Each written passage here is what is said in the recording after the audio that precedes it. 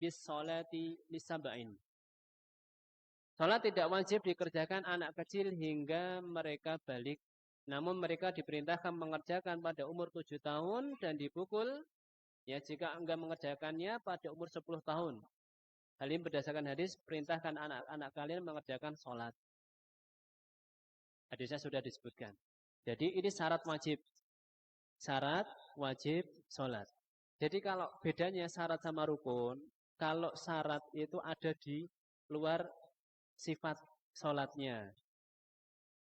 Ya, sifat ibadah itu ada di luar. Tapi kalau rukun itu ada di dalamnya. Karena penyusun ya, fondasi ibadah itu rukun. Tapi kalau syarat itu di luar zat ibadah itu sendiri. Tetapi itu harus senantiasa menyertai. Jadi ketika seseorang sudah Islam, akil dan balik, kemudian dia sholat, maka keadaan ini harus selalu ada sejak dia mulai sholat sampai nanti dia selesai sholat. Adapun rukun nanti berpindah-pindah dari rukun satu ke rukun yang lain. Awalnya takbiratul ihram, awalnya berdiri, ya, kemudian takbiratul ihram, kemudian baca al-fatihah, ya, sampai rukun yang terakhir salam. Itu kan ganti-ganti. Tapi kalau syarat ini harus ada ketika kita sholat. Meskipun itu di luar zat sholat. Itu perbedaan antara rukun dan syarat secara garis besar. Ini 3 syarat, yang ini masuk syarat wajib sholat.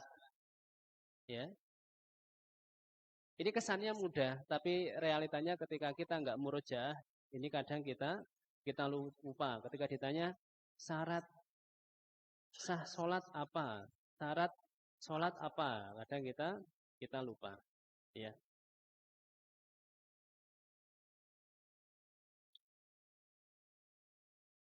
Kemudian tadi masalah memukul, menyuruh itu wajib atau sunnah?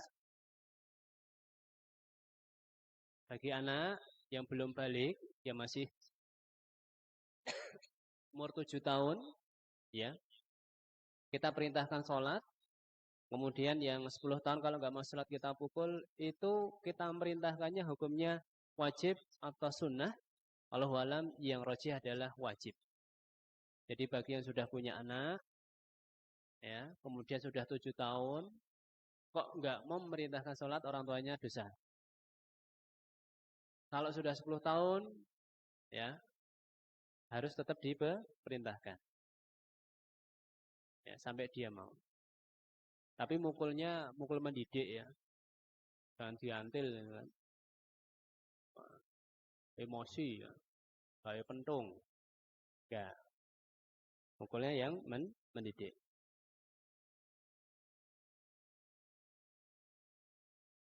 Kemudian yang keempat, ini kita masuk ke syarat sahnya sholat.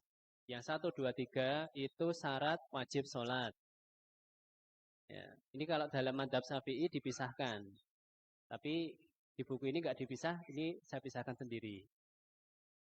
Meskipun kalau dalam madzhab lain ditambahkan 4 dan 5 itu suci dari haid dan nifas.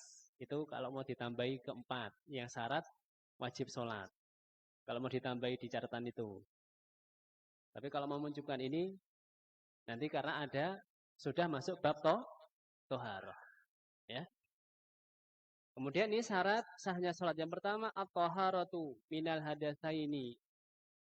Suci dari 2 hadas. Ya. Al-akbari wal asghar. Hadas besar dan hadas kecil. Ma'al qudrah. Sebisa mungkin. Sebisa mungkin. Semaksimal mungkin. Ya, jadi jangan bermudah-mudahan tentang toharoh ini. Ya ada air, kita nggak sedang sakit, wah, anu saja, tayamum. Padahal nggak ada yang membuat dia tayamum. Tayamum kan pengganti bersuci menggunakan air. Kecuali kalau memang kondisinya sangat dingin, dia lagi sakit, ya, udah nyari gas, di mana-mana habis gasnya, mau cari kayu, kayunya basah semua, nggak ada alat untuk memanaskan air. Nah, di Tawangmangu misalnya, ya, cuacanya sangat dingin, airnya sudah dingin, kalau dia mandi malah sakit. Sudah nyari gas di mana-mana habis. Kayu bakar basah semua, tidak ada yang bisa untuk menghakkan air, maka meskipun ada air di situ boleh untuk taimum. Dan ini dibahas dirinci di bab toharoh. Karena kemarin kita langsung loncat ke bab sholat, berarti bab toharoh nanti bisa dipelajari di lain waktu atau bisa dipelajari dengan bab yang lain. Ma'al kudroh ya. Sebisa mungkin, jangan bermudah-mudahan. Liqaulihi sallallahu alaihi wasallam, berdasarkan Nabi Muhammad sallallahu alaihi wasallam fi hadits Ibnu Umar. Dalam hadis Ibnu Umar, la yaqbalullahu salatan bi ghairi tahurin. Allah tidak akan menerima salat tanpa bersuci. Itu berdasarkan hadis. Kalau berdasarkan firman Allah Subhanahu wa taala, ya ayyuhalladzina amanu idza qumtum ila shalah faghsilu wujuhakum wa aydiyakum ilal marafiq wamsahu biru'usikum wa arjulakum ilal ka'bain. Wahai orang-orang yang beriman, apabila kalian hendak mengerjakan salat, maka cucilah wajah-wajah kalian dan tangan-tangan kalian sampai siku, kemudian sapulah, usaplah kepala kalian dan cucilah kaki kalian sampai mata kaki. Nah, ini rukun wudu ya. Jadi ini wudu minimalnya adalah ini ya, harus dilakukan.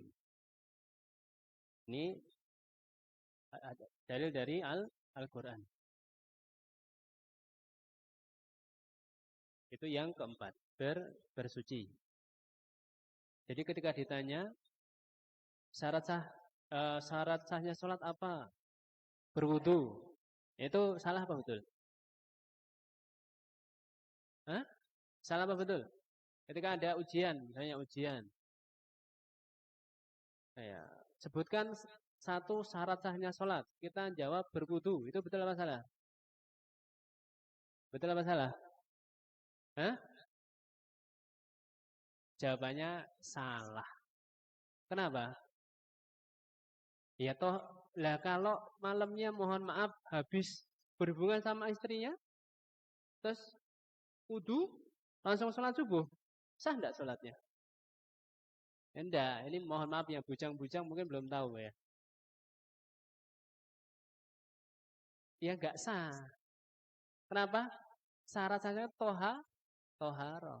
Dari hadas besar dan kecil. Nah kalau berwudu dari hadas apa? Hadas kecil, bukan hadas besar.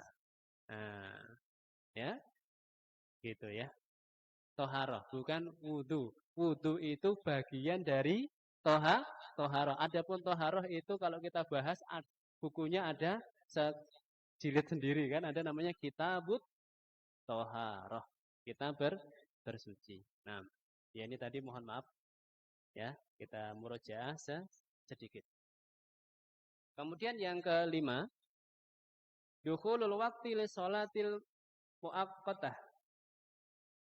Masuknya waktu sholat bagi sholat yang ditentukan waktunya.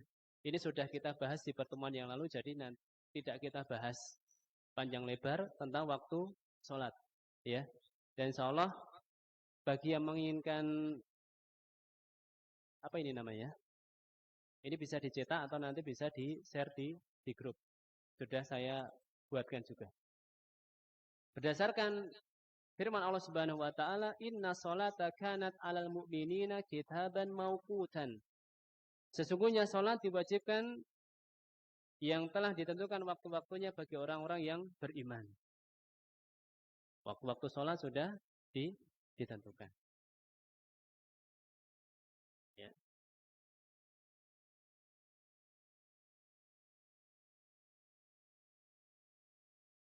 Wali hadits Jibril hina amma Nabiya sallallahu wasallam bisalawatil khams, dan berdasarkan hadis Jibril ketika mengimami Nabi Muhammad sallallahu wasallam salat 5 waktu. Tsumaqala, kemudian Jibril berkata, ma baina hadainil waqtaini waktun, di antara dua waktu ini ada waktu untuk salat. Ya. Fala tahsiha salatu qabla dukhuli waqtiha wala ba'da khurujihi illa li'udrin. Sehingga tidak sah salat sebelum masuk waktunya dan setelah keluar waktunya kecuali jika ada udzur. Contoh udzur, misalnya kita safar, di situ ada boleh untuk jamak qashar. Ya, maka ketika kita menjamak duhur sama asar, maka salat asar kan sudah masuk waktunya belum? Ketika kita jamak takdim, salat duhur sama salat asar, waktu salat asar sudah masuk belum? Belum masuk. Tapi ada alasannya, ada udurnya. Apa? Safar. Dan memang syariat kita mengizinkan untuk menjamak. Meskipun sholat asar ini belum masuk waktunya, tapi ada keringanan untuk boleh dijamak di awal waktu. Dan insya Allah nanti kita akan bahas di bab menjamak sholat. Atau ketika sakit. Sakit itu juga boleh menjamak sholat. Tapi nggak boleh dikosor. Kalau sakit. Ya. Atau lupa. Ya. Jadi lupa bisa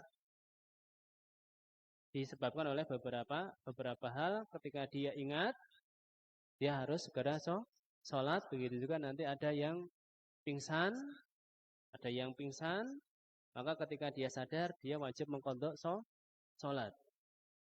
Ya, bagi yang pingsan. Pingsannya sebelum luhur upacara bendera misalnya, kemudian sadar-sadar sudah setelah sholat asar, maka dia harus sholat luhurnya dia diqadha, ya, diqadha sholat luhurnya, karena ketika itu dia kondisi pingsan, ya.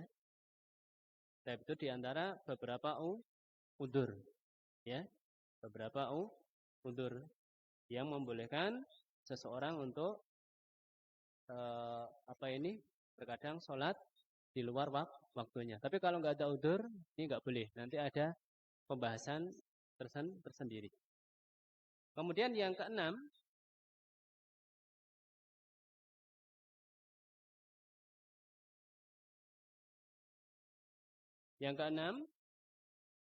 satrul aurati ma'al qudrati. Satrul aurati ma'al qudrati bisyai'in la yasiful basyarah. Liqauli ta'ala ya bani Adam khudhu zinatakum inda kulli masjid. Menutup aurat, ya, sebisa mungkin dengan sesuatu yang tidak mensifati bentuk tubuh, ya, mensifati kulit, ya.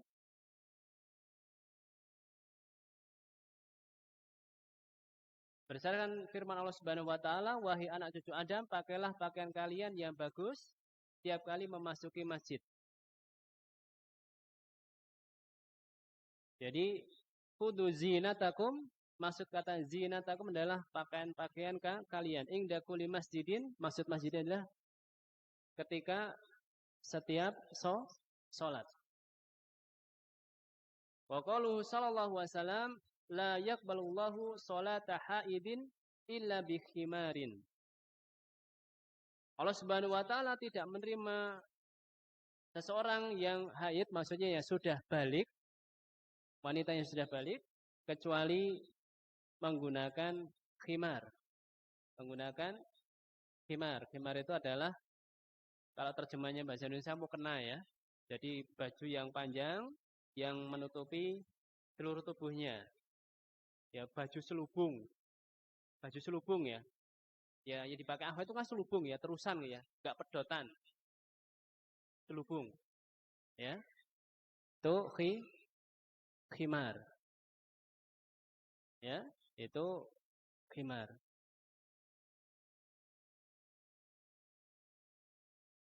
Kemudian sekarang kita bahas aurat. Tadi karena menutup aurat semampunya. Kita harus mengetahui apa itu aurat. Wa auratu rajulil baligi, aurat laki-laki yang telah balik, ma baina surati wa raqbati. Liqauli sallallahu alaihi wasallam li Jabir radhiyallahu anhu,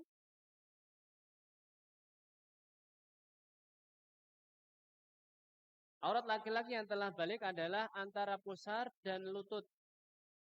Berdasarkan sabda Nabi Muhammad SAW pada Jabir radhiyallahu taala anhu, "Idza shalaita fi thawbin wahidin", jika engkau salat dengan satu pakaian, fa in kana wasi'an, jika pakaian itu lebar, faltahid bihi, berselimutlah dengannya.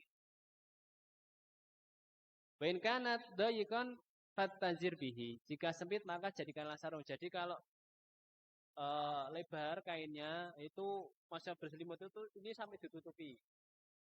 Ya. Tapi kalau sempit ya cukup seperti orang pakai sarung, digubetke di bawah itu loh maksudnya. Ya faltahib berselimut, kalau orang berselimut kan sampai sini, kadang sampai di kerupuk. Nah, kalau luas ya seluruh tubuh ini. Ya, ini ditutup. Tapi kalau sempit yang penting bagian bawah ini pusar, lutut ini tertutup. Maka seperti orang sarungan. Ya.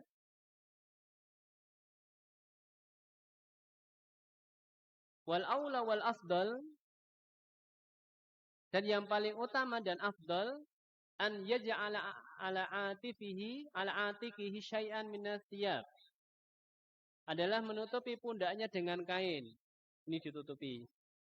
Li'anna Nabi sallallahu alaihi wasallam nahar rajula an yusalliya fi thawbi laisa ala atikihi minhu syai'. Sebab Nabi sallallahu alaihi wasallam pernah melarang seorang yang sholat dengan pakaian yang tidak menutup pundak. Ya, tapi di sini sholatnya tetap sah, tetap sah. Jadi selama ya dia menutupi aurat, kemudian di sini yang kadang bagaimana kalau celananya itu tipis, kemudian kelihatan kulitnya hitam, kelihatan dalamannya terlalu sempit, tipis, maka ini salatnya enggak sah. Ya, meskipun ya seolah-olah tertutup. Nah, sekarang kan bahaya, banyak mode-mode pakaian yang tipis dan mepit, kelihatan dalamannya. Ya.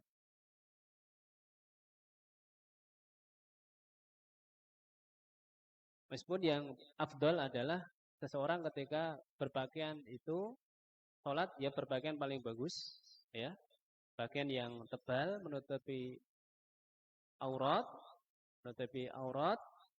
kemudian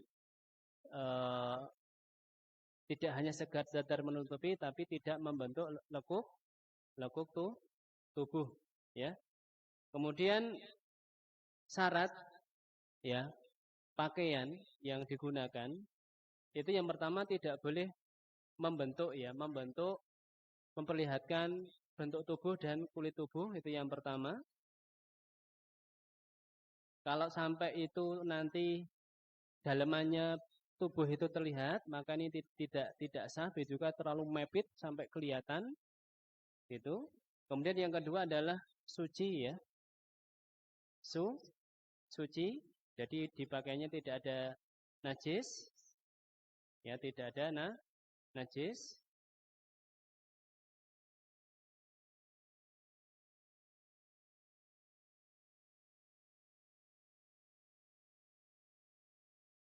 Dan insya Allah nanti ada di mungkin nggak kita panjang lebar karena waktunya sudah mau habis.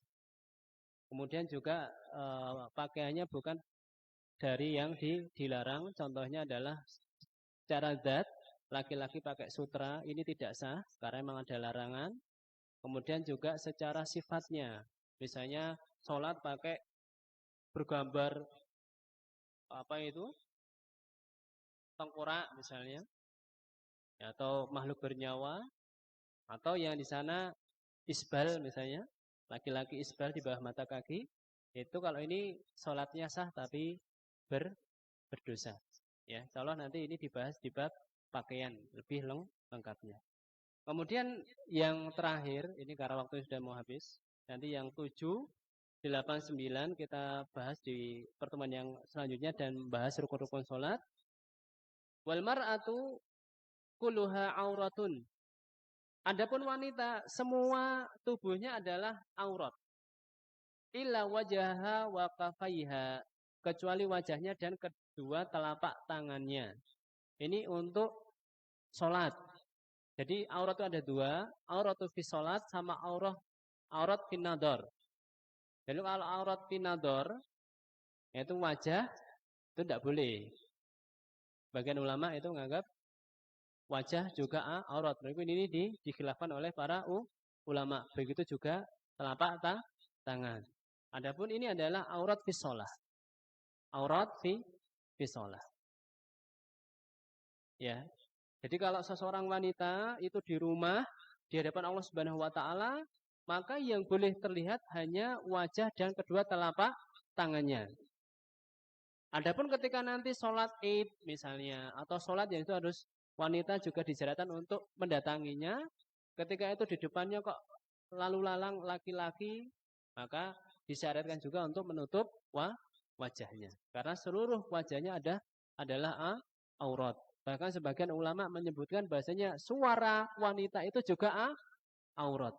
Suara wanita itu juga aurat. Makanya fitnahnya sekarang ya, itu kalau kita telepon apa itu namanya pengaduan, itu yang angkat laki-laki perempuan.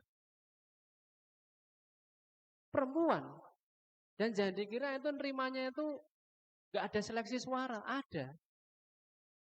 Dicari yang suaranya yang seksi, yang menarik, yang laki-laki mendengar itu gak jadi marah. Itu mau di mall, mau di telepon, sampai di kereta itu yang pengisi suaranya perempuan. Itu sudah fitnahnya kita itu kita nggak terasa toh. Ya, pengisi suara iklan di kereta, di stasiun, ya, di mall, di macam-macam itu pengisinya perempuan. Dicari yang suaranya lembut, merdu, seksi. Bahkan dulu di salah satu kampus di Jakarta, padahal kita itu belajar agama, ketika ada kelasnya terpisah, putra-putri terpisah. Tapi ketika mau tanya syekh, itu kan pakai speaker, pakai mic gitu kan.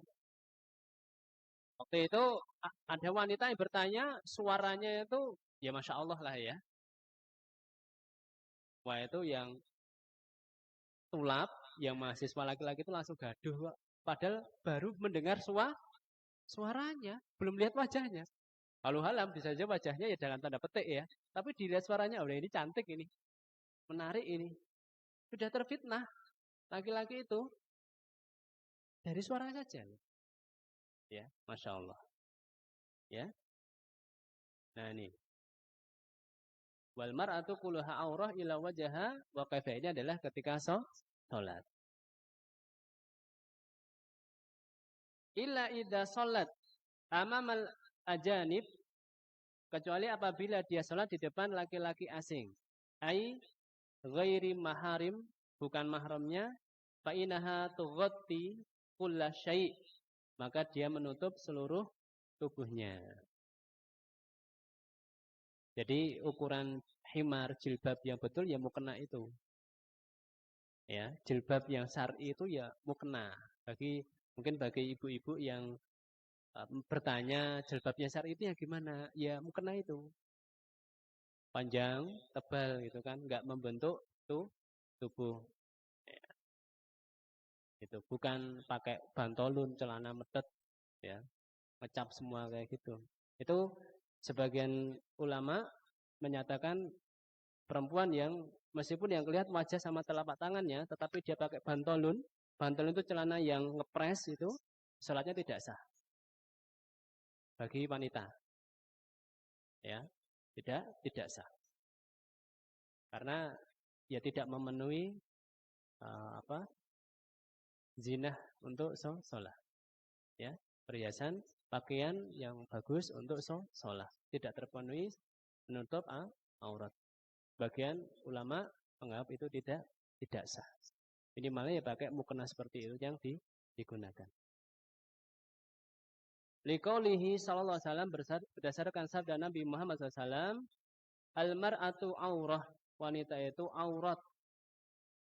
Wa qauluhu sallallahu alaihi wasallam, dan berdasarkan sabda Nabi SAW, la yaqbalullahu sholata haidin illa bi khimar. Allah Subhanahu wa taala tidak menerima salat wanita yang sudah haid, yang sudah balik, kecuali dengan memakai khimar, ya. Tadi sudah kami jelaskan, yaitu baju yang lebar yang menutupi seluruh tubuhnya. Nah, untuk kemudian ada juga ini tambahan untuk yang akhwat. Di antara adalah Syekhul Islam Ibnu Taimiyah itu membolehkan wanita itu kakinya tersingkap itu sah. Jadi sebagian akhwatan mungkin kadang kesusahan, ya, ketika harus benar-benar menutupi kakinya. Kalau Syekhul Islam Ibnu Taimiyah itu menganggapnya salatnya sah, meskipun jumhur adalah ketika salat itu auratnya kecuali wajah dan telapak tangan. Adapun kalau Hanabilah itu tangan tetap harus ditutupi. Jadi kalau yang di buku ini adalah kita mengikuti jumhur ulama. Mungkin ini yang bisa kami sampaikan.